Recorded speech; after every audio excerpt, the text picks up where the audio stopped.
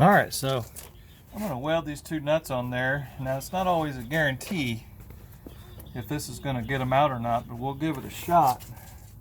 Now, this is a stainless weld with argon gas, so we'll see how it looks.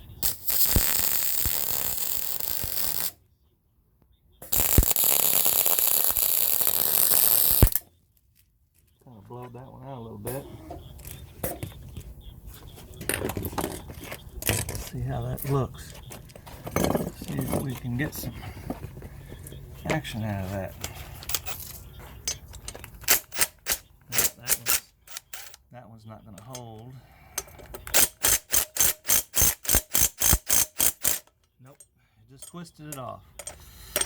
So you don't always get what you want. Just twist it off. That's the second time around, so I'll have to cut these off and drill them because they're stuck in there pretty good. All right, well, I hope that helps somebody. Y'all have a good day.